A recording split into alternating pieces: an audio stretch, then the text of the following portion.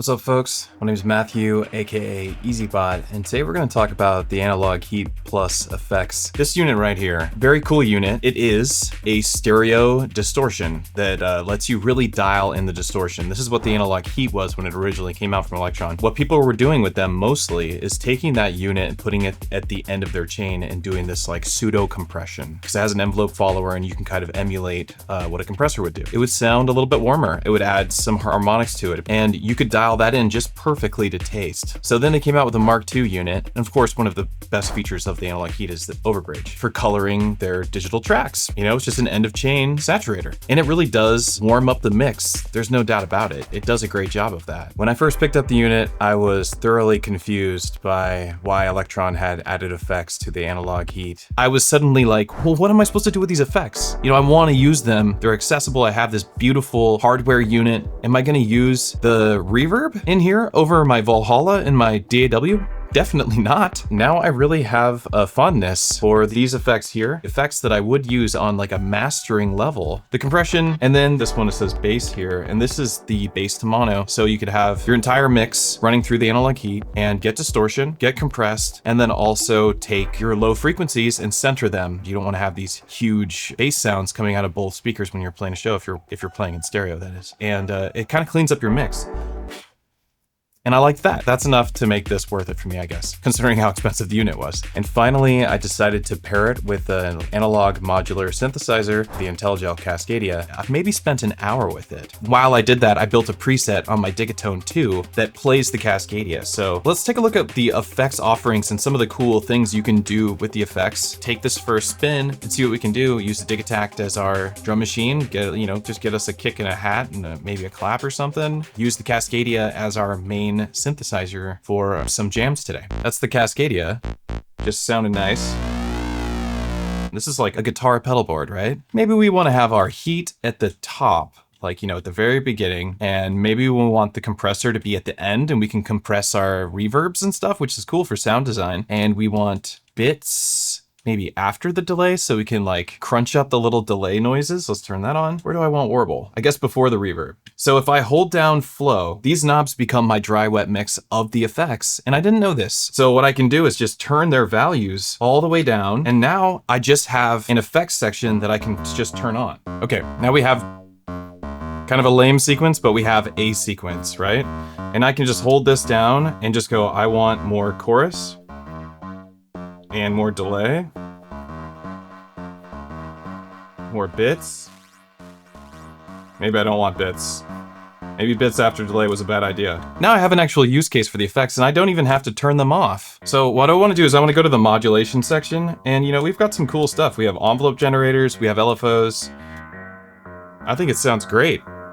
And this is the stuff I wanted to share, but now I feel like, you know, I want to like use it to actually make some music. And I also want to share what I've done on the Digatone. And these are glow in the dark patch cables. This is my patch cable company. These are Modbang patch cables, and this is a new color that we have. So check them out at modbang.com if you like. See that lighting up when I turn this knob on my Digatone 2? It's sending voltage out of the MIDI CC parameter, which I have saved. And then we have portamento. If I turn this up to 127, portamento engages, which we can hear when I go like this and turn up the time.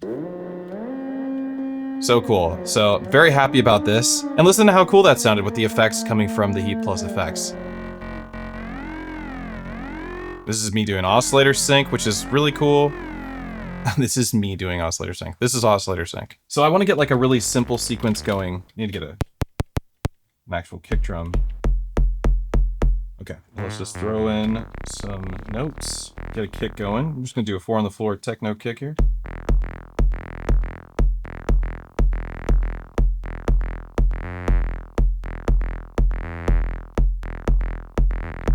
Now I can go in and turn the portamento on this one, and I think this one is controlling my filter cutoff. Yes. All coming from the Digatone, all named parameters. Now we can turn this on. Nice. Let's get a distortion going. I do like that there's a dedicated heat button, which is really nice. Classic distortion. Don't mind if I do. Let's change the tempo. A little bit of swing.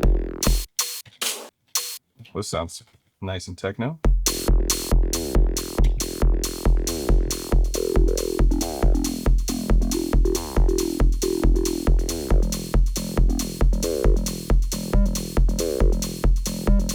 like that. I like that a lot. All right, so this flow section, this is always much easier to navigate like this. So good. All right, hang on, let's check out this compressor. Sidechain filter? I guess we could leave the low end of it. Yeah. Yes. Okay, this is turning out really good. Just a kick, a hat, and this, and some effects. And man, is that not sweet? My goodness. Okay, so what we need to do if we want to turn this into an actual track. I work in 8 bars, so I'm gonna set it to 128 steps. That's cool. That's real cool. Okay, we have more things we can patch too. This has got some voltage output. What do I want to go to? How about the Q?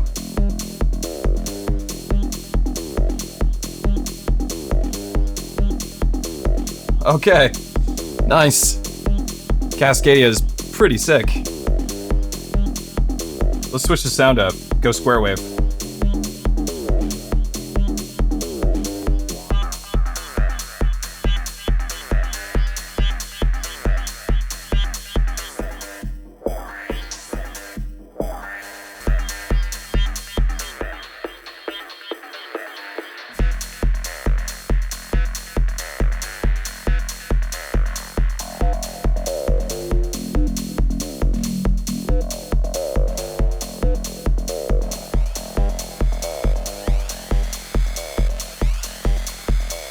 Oh, check this out.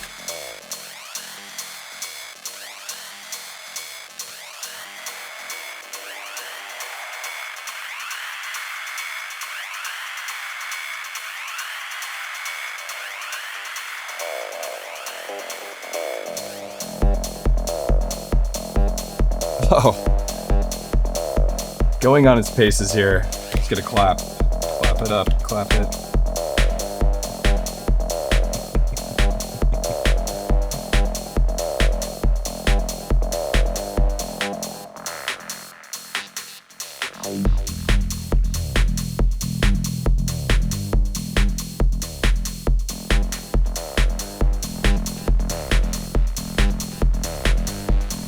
Ooh. It's too hot. That's too hot for YouTube.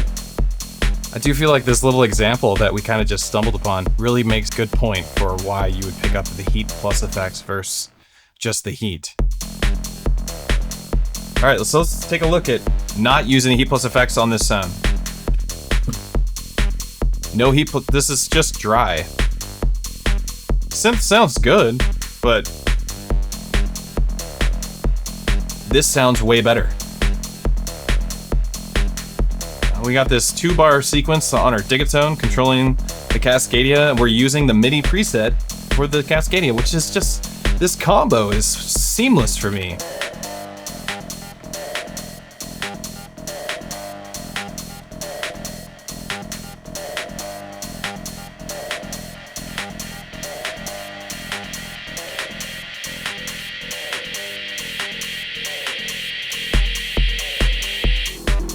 This is a blast, honestly.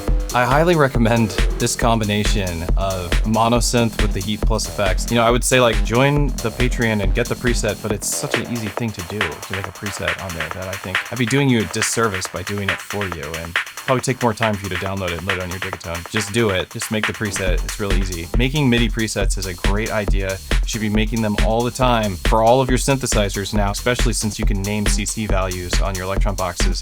It's an absolute win. Visit coffee.com, but go to Modbang to get yourself some of these patch cables that glow in the dark. Of course, we're very lit up here. These are these new ones called Tangerine, which I really like this color. Get my stuff out of my house and into your house so you can enjoy it too. Well, that's gonna be it for us today. We talked about the Analog Heat+FX. My name is Matthew, aka EZBOT. Everybody, thank you for hanging out. If you've been using your Analog Heat+FX in the same fashion as me, or if this inspired you to try and use your Heat+FX in the same fashion as we did, I think it'll be great for a techno production. If you want to support this channel, you can visit patreon.com/EZBOT and sign up for the Patreon. Another cool thing you can do is I do private lessons. So if you're interested in private lessons, you can visit ezbot.live, also on the Patreon, as well as a thing we do called Soundcheck, which is a group meetup. We do compilations in the Discord. There's all sorts of fun community-oriented stuff. If you're interested in that, visit patreon.com/EZBOT or join the Discord. It's entirely free.